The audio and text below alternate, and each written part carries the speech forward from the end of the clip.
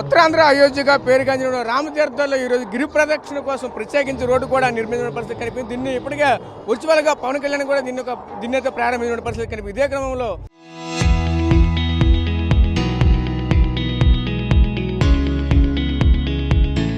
మనతో పాటు మాట్లాడడానికి విజయనగరం నియోజకవర్గ ఎమ్మెల్యే పోసుపాటి అతిథి విజయలక్ష్మి గజపతి గారు మనతో పాటు ఆవిడతో మాట్లాడి మరిన్ని వాళ్ళు తెలుసుకునే ప్రయత్నం చేద్దాం. మేడం గారు చెప్పండి, ఎలా చూడాలి ఏంటి? చూస్తూ ఉంటే ఎన్నో ఏళ్ళగా ఉన్నటువంటి ఒక కళని ఈ రోజు నెరవేర్చిన పరిస్థితి కనిపిస్తూ ఉన్నాయి. అంతా కూడా నిర్మించిన నేపథ్యం కనిపిస్తుంది. ఎలా చూడాలి ఏంటి దీన్ని?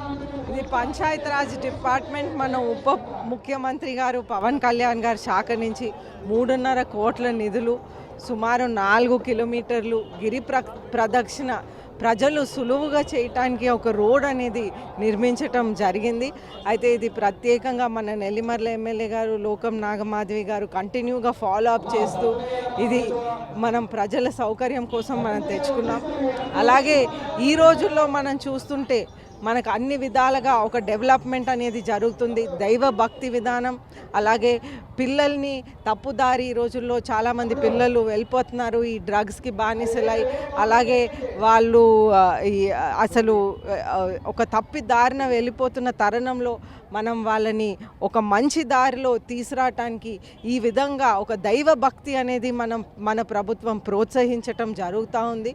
అలాగే రోడ్లు అవనియండి, అలాగే దేవాలయాల నిర్మాణం అవనియండి, శ్రీవాణి ట్రస్ట్ నుంచి, అలాగే కామన్ గుడ్ ఫండ్ నుంచి కూడా సపోర్ట్ చేస్తూ మనకు అక్కడ పైడితల అమ్మవారు టెంపుల్ ఎక్స్పాన్షన్ అవనియండి, ఇవన్నీ కూడా మన ప్రభుత్వంలో నారా చంద్రబాబు నాయుడు గారు ముఖ్యమంత్రి వర్యుల ఆశీర్వాదంతో ఇవన్నీ సక్రమంగా జరుగుతూ ఉన్నాయి. అలాగే మనం చూసుకుంటే చదువుకునే పిల్లలకి అందరికీ ఒక ఉపాధి కల్పించడానికి ఎన్నో విధాలుగా మన లోకేష్ గారు కృషి చేస్తున్నారు కంపెనీలు తీసుకురావటానికి. అంటే వాళ్ళు చాలామంది పిల్లలు చదువుకున్నాక కూడా వాళ్ళకు ఉద్యోగ అవకాశాలు దొరకలేదని కూడా ఈ గాంజాయికి ఈ విధంగా బానిసలయ్యారు.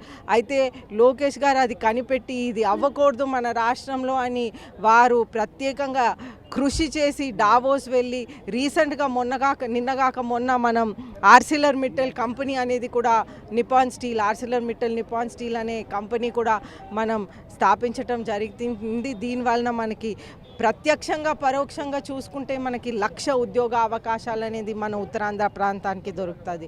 అలాగే మనం చూస్తుంటే TCS, అలాగే కాగ్నిసెంట్, అలాగే గూగుల్, ఇన్ని అద్భుతమైన కంపెనీలు కూడా మనం నెక్స్ట్ జనరేషన్ని రక్షించుకోవటానికి ఒక మంచి లైఫ్ అనేది ప్రజల కోసం ఒక మంచి లైఫ్ అనేది ఇవ్వటానికి ఇవన్నీ కూడా చేయటం జరుగుతుంది. అయితే ప్రజలు కూడా ఒకటి గుర్తుంచుకోవాలి, ఆ వైసీపీ ప్రభుత్వం ఉన్నప్పుడు ఏ విధంగా ఒక మహిళకి రక్షణ లేదు, మహిళకి ఏ విధంగా రక్షణ ఉంటుంది, స్వయంగా రాములు వారికే రక్షణ లేని సిచ్యువేషన్లో మహిళకి రక్షణ ఉంటుందా అనేది నేను అడుగుతూ ఉన్నాను. అయితే ప్రజలు గుర్తుంచుకోవాల్సిన అవసరం ఉంది. ఇక్కడ రామ్ తీర్థాలో స్వయంగా రాములు వారి తల తీసేసిన ఆ టైంలో జరిగిన ఇన్సిడెంట్స్. అయితే అప్పుడు మేమైనా నా తండ్రి మనందరికీ విజయనగరం ప్రజలందరికీ ఒక తండ్రిగా ఉన్నటువంటి పూసపాటి అశోక్ గజపతి రాజు గారు ఇక్కడికి వచ్చినప్పుడు, అలాగే మన ముఖ్యమంత్రి వర్యులు అప్పుడు ప్రతిపక్ష హోదాలో ఉండి వచ్చినప్పుడు కూడా కొండ ఎక్కినప్పుడు కూడా అక్కడ గుడి తీసి వాళ్ళకి అక్కడ ఉన్నటువంటి విగ్రహం కూడా చూపెట్టలేదు. ఎందుకంటే వాళ్ళు అక్కడ ఏమన్నారంటే ట్యాంపరింగ్ ఆఫ్ ఎవిడెన్స్ జరుగుతుంది, ఒక ధర్మకర్త ట్యాంపరింగ్ ఆఫ్ ఎవిడెన్స్ చేస్తారా అని నేను అడుగుతూ ఉన్నాను. అదేవిధంగా చూస్తుంటే అక్కడి నుంచి కొండ ఇక్కడికి రావటానికి కూడా ఎన్నో అడ్డంకులు, కొండ ఎక్కటానికి దిగటానికి. దాని తర్వాత కూడా మనందరికీ ఒక తండ్రిగా ఉన్నటువంటి 105 దేవాలయాలకి ధర్మకర్త ఉన్నటువంటి పూసపాటి అశోక్ గజపతి రాజు గారిని చైర్మన్గా కూడా తొలగించారనేది ఆ ప్రభుత్వం ముఖ్యంగా ప్రజలకు అందరికీ కూడా మరొకసారి నేను గుర్తు చేస్తూ ఉన్నాను.